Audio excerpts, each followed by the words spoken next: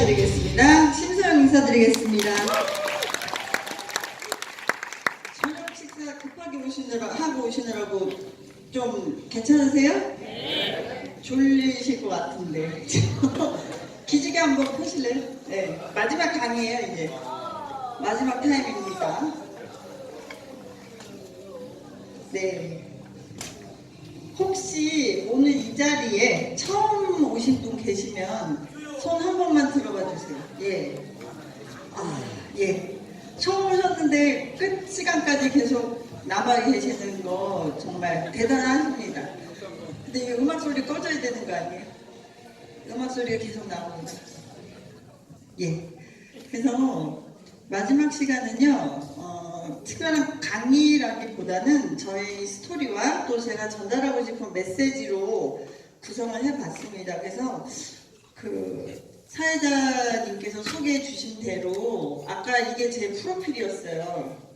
근데 여기 보면 제가 전 직업이 다 어디 있었냐면 병원에 근무하던 약사였죠.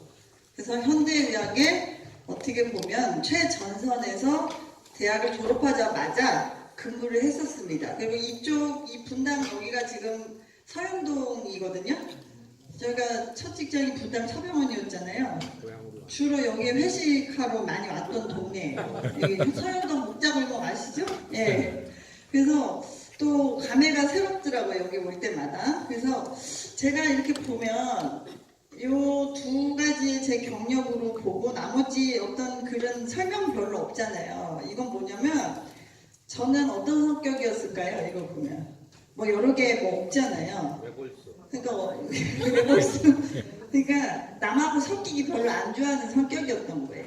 네. 남한테 피해를 주고 싶지 않고 나도 뭐 도움받고 싶지도 않고 그냥 나 혼자만 잘 살면 되는 스타일이기 때문에 다른 거 한 게 없어요. 그냥 직장 생활하고 내 라이프를 즐기면 되지 이런 거였고요.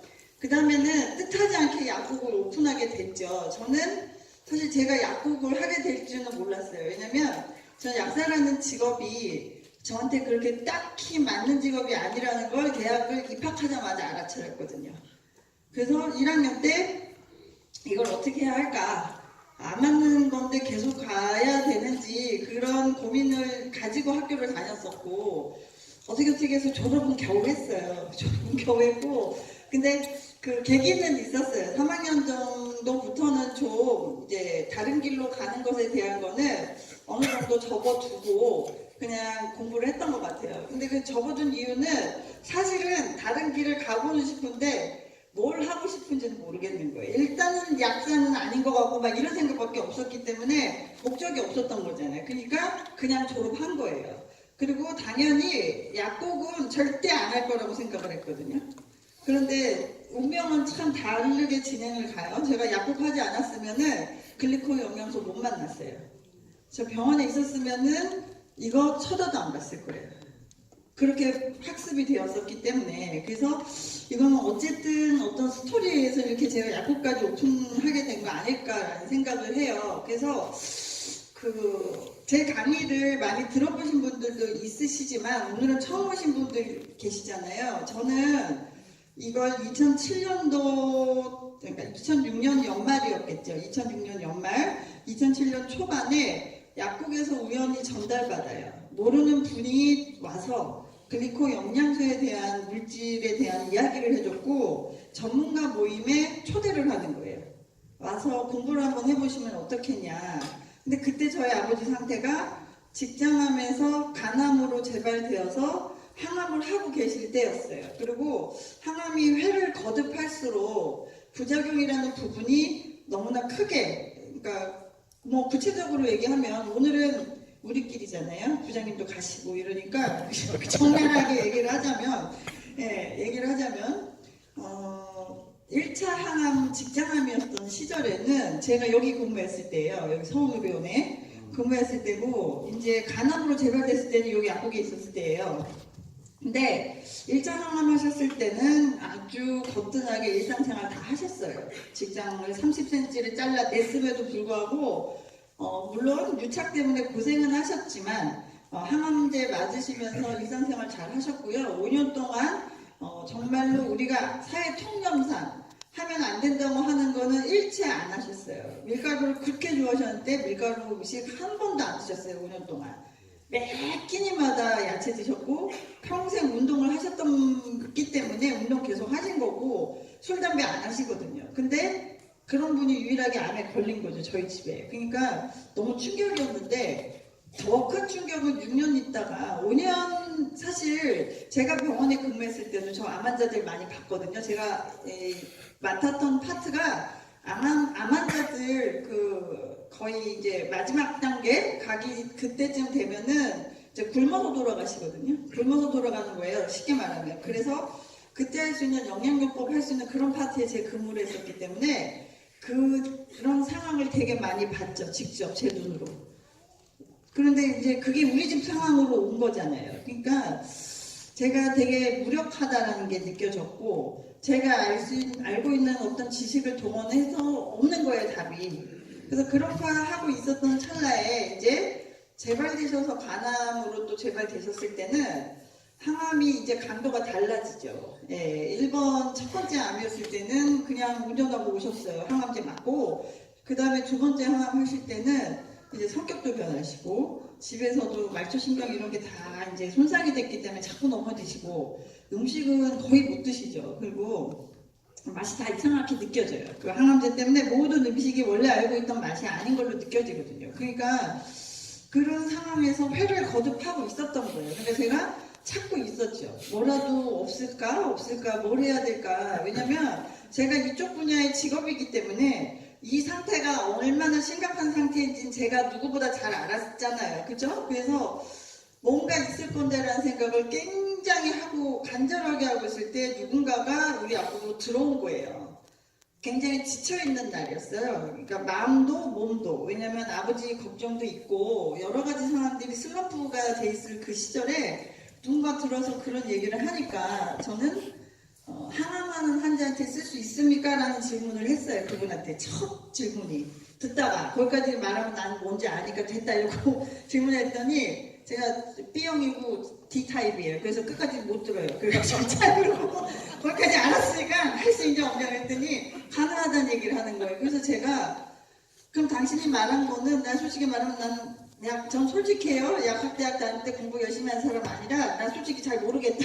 근데 기억은 좀 나는 것 같으니 이 말이 맞는지 근거는 내가 집에 가서 교과서 보면 알 수 있다.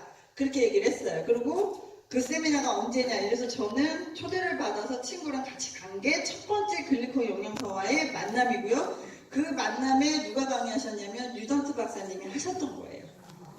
그래서 저는 코엑스에 초대받아서 갔던 거고요. 사실은 들으면서 어떤 생각, 이미 교과서는 확인하고 갔어요. 제가 생각도 싫어했고 약대 공부도 싫어했고 졸업도 겨우 했음에도 불구하고 왜 글라이코 프로테인이 생각이 났는지는 지금도 불가사의예요. 왜냐면 그 책을 보니 제가 열심히 공부해놓은 기록도 없어요. 연필로 쭉쭉 몇 줄 그어놓고 지나갔더라고요. 근데 왜 그게 기억이 나냔 말이에요. 그게 참 신기했어요. 그래서 여기에 내가 배웠던 이게 이론상의 물질이었는데 이거를 미국 회사에서 우리가 먹을 수 있게 제품화했다는 소리구나 이것까지는 알고 간 거예요. 그래서 신기하다고 생각을 하고 간 거고 저는 강의를 들으면서 내내 어떤 걸 바랬냐면 저기서 하는 저 얘기가 제발 맞았으면 좋겠다라고 생각했어요. 저 얘기가 무조건 맞아야 돼요. 왜냐하면 안 맞으면 저는 방법이 없잖아요. 그럼 또 뭘 찾을 시간도 많지가 않잖아요. 지금 이런 상황에서. 그러니까 저게 무조건 맞아야 되라는 생각을 하고요. 그냥 저걸 무조건 먹어야 되겠다는 생각이 들더라고요. 제가 찾아볼 수 있는 근거는 제가 찾고 갔기 때문에 이제 먹는 방법이나 이런 게 문제였지 사실은 이게 방식이 뭐 네트워크이니 다단계이니 이런 건 저한테 안 중요했어요. 왜냐하면 저는 이런 분야에 관심이 없었기 때문에 아예 그래서 편견도 없었어요. 모르니까. 그리고 주변에 이걸 하는 사람도 제 주변에는 단 한 명도 없었어요. 그래서 뭐 안 좋은 모습이든 좋은 모습이든 볼 기회도 없었던 거예요. 그렇기 때문에 어떻게 보면 그냥 글리코 영양소라는 물질 자체만 받아들인 거예요. 그리고 방식은 가르쳐주는 대로 하는 대로 그냥 했어요. 왜냐면 먹어야 되니까 뭐 신부님 필요하다가 주고 그 모르는 사람한테 수술 다 준 거잖아요. 그럼 뭐 몇 개가 필요합니까? 몇 개가 필요해서 저 할인 많이 받게 해주세요. 왜요? 저희 집 식구들이 다 먹어야 되니까 가급적이면 할인을 많이 받게 해달라는 게 제 그거였지 다른 거 뭐 그걸 생각할 틈도 없었어요. 그래서 저는 세미나 듣고 와서 바로 저를 포함해서 우리 집 식구들을 그냥 바로 먹게 했거든요. 여기 와 있는 또 다른 저희 동생 신정 대표님 부부는 되게 젊고 건강했어요. 그래서 일단은 메나베어즈나 뭐 이런 거 위주로 먹게끔 했었고요. 엄마 아버지는 제일 이제 배운 대로 교과서대로 먹였어요. 저는 성실한 건 있어요. 한번 믿으면. 그래서 먹다 말다 이런 스타일은 아니에요. 뭘 해도 그냥 끝장을 보는 성격이기 때문에 끝장을 봐야 되니까 어떻게 하겠어요. 그대로 엄마 아버지한테 뭐 6번에 나눠서 드시게끔 딱 조제를 해드렸고 저도 마찬가지로 충실하게 먹기 시작한 거예요. 왜냐면 제가 어떤지를 알아야지 약국에서 누구한테 전달할 수 있잖아요. 그게 첫 출발이었어요. 그래서 그때 사실은 항암을 그러니까 8차 중에 5차, 6차 이럴 때 이 얘기 들은 거예요. 그래서 7차쯤 했을 때 바로 제품이 들어갔고요. 8차 항암은 안 하겠다고 했어요. 병원에. 왜냐면 아버지가 항암 때문에 돌아가실 것 같다 그랬어요. 그것 때문에 힘들어서 나는 못 살 것 같다고 얘기를 하셨고 제 판단에 그걸 한 번 더 하나 안 하나 생명과 별로 큰 차이가 없고 부작용만 더 남을 것 같은 거예요. 그래서 한 7차 정도 하면서 바로 제품 드시게 했어요. 그렇게 됐는데 그 결과가 궁금하시죠? 네. 저희 아버지 60세 직장암이셨고요. 66세 간암이셨어요. 그래서 66세 후반부터 항암을 할 때 이걸 듣고 67세부터 드시게 했거든요. 지금 올해 80세 되셨어요. 뒤에 앉아 계세요.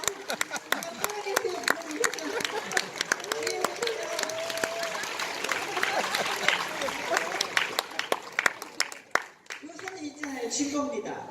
여기 이렇게 이건 언제 사진이냐면 2년 전인가요? 하와이 서밋에 이제 저랑 같이 사업을 하고 있는 신정 대표님하고 저하고 이제 달성이 되니까 엄마 아버지 모시고 가서 그날 도착하자마자 찍은 사진이에요. 물론 엄마 아버지 하와이 여행 여러 번 가셨어요. 그런데 이런 여행은 해보신 적이 없죠. 왜냐하면 한 200명이 다 같이 식구잖아요. 식구 200명이 같이 가는 여행 가보셨어요? 그리고 너무너무 재밌고 즐겁잖아요. 그리고 또 이걸 통해서 회사에 대한 고마움이 되게 크시거든요.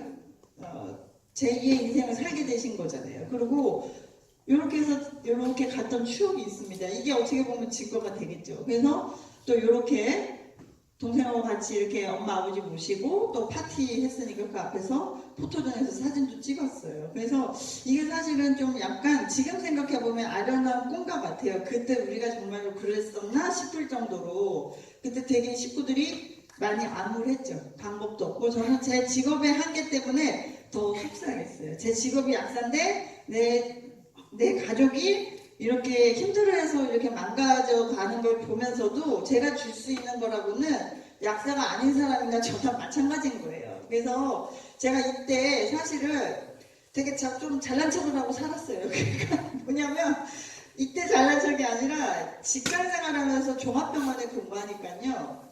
그때는 굉장히 뭐라 그럴까 제가 갑이에요. 그리고 환자분들이 의리예요. 그때는 스마트폰도 없었던 시절이고요. 시키는 대로 안 하면 환자한테 막 다그치고 혼내고 그랬어요. 암 환자들한테도.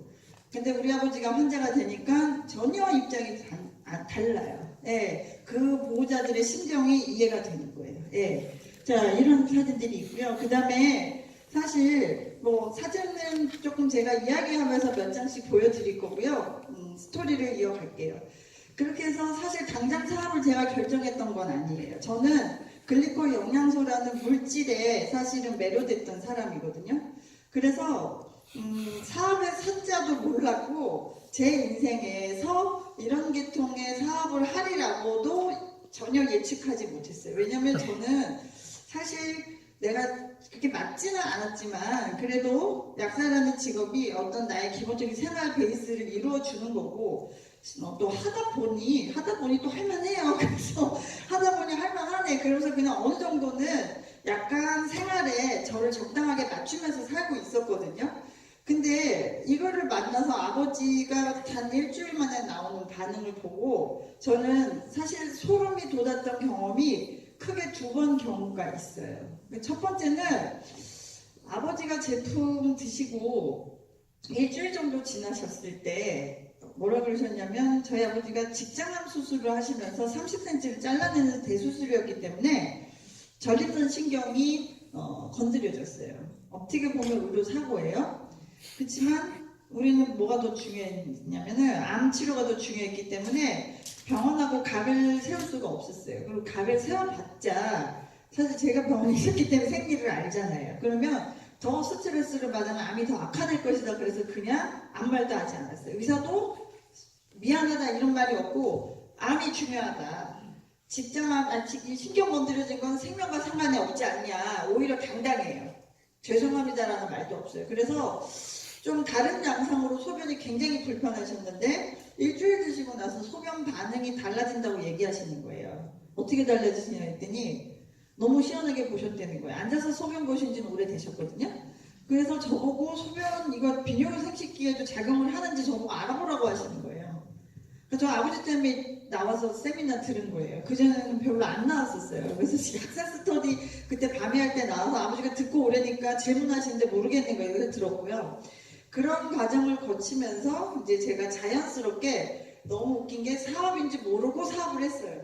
저는 끝까지 뭐라고 그랬냐면 저는 사업을 안 할 거예요. 그러니까 저한테 그 스폰서분한테 저한테 사업하라고 그러지 마세요. 그랬더니 알겠대요. 주시기만 하면 된대요. 그러면 저는 가만 내비두면 알아서 우리 식구는 내가 죽을 때까지 먹겠다 그랬어요. 평생 먹을 거기 때문에 가만 내비두라 그랬어요. 저를. 그랬더니 그분이 가만 내비두셨어요. 그래서 그런 식으로 이제 경험을 쌓아가면서 이제 제품을 먹기 시작했는데요. 두 번째는 저희 약국에 류마티스 환자가, 단골 환자가 있으셨어요.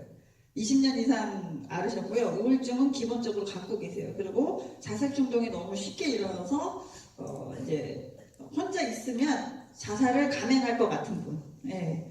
그리고 뭐 여러 가지 하여튼 굉장히 힘든 분이셨는데 어느 날 밤에 죽고 싶다고 오신 거예요.